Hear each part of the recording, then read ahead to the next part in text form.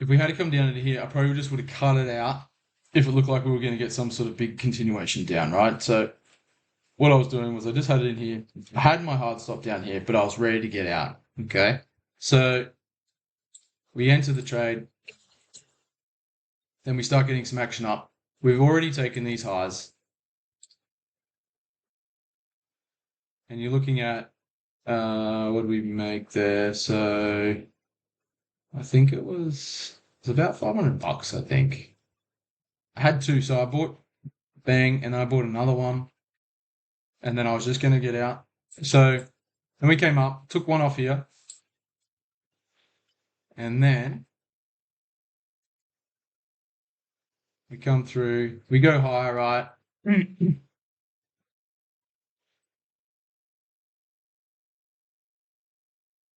And then we take off the rest up there. Now I didn't even wait until we got back up to here. Shoulda, woulda, coulda, right? It doesn't matter. At the end of the day, I think I made whatever it was, $800 or something like that. So look, for me, that's plenty. If I make $400, great. I really still struggle with taking a loss. So losing's hard. I'm just happier to take a win. As long as my wins kind of outnumber with size and frequency than my losses, then it's usually okay, right? So try and hold. Once it came back down in here, I sort of figured we were hopefully going to come back up in here. We have now created a 5-minute fair value gap, and we've still got one down here. So now that we've taken out some buy-side liquidity already through these highs, just need to be cautious, obviously. And I'm not one. I'm not experienced enough yet to be able to hold trades for long, long periods of time. Just happy to be green. And then I try and get out at a sensible area without being too greedy. So let's just play on price action and see what happens. We'll cut to the 5 minutes. So come down. Do we take it out? So we take it out initially anyway. And then you can see after we've taken out that buy side liquidity, then we come back down. We fill in these gaps down here. And there is a little 15-minute gap in there as well, within the 5-minute. So we come down in there.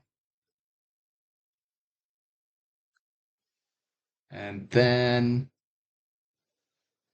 rebalance, right? So we're down into the equilibrium below, into discount. Now on the 5-minute, we've taken out internal liquidity, right? We have this big expansive move back up. This is well past my bedtime by normal, guys. But as you can see, I caught the early piece of the move, okay? But as you can see here, we come down, come back into discount, 15-minute fair value gap, 5-minute fair value gap, expand, touch into a fair value gap, and then pretty much from there, it is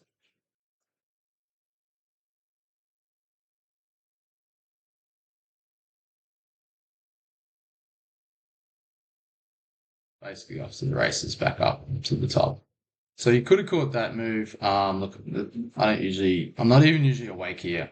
But that would have been a nice move to come back up.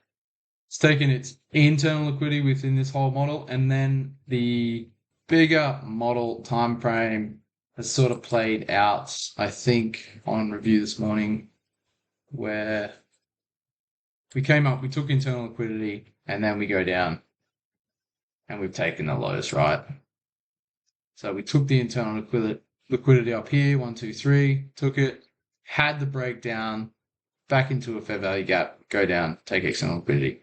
This is all outside of my time frame. So I was looking for a trade in here. It wasn't the best trading this morning. But I just thought I'd share my experience, guys. Hope you liked the video.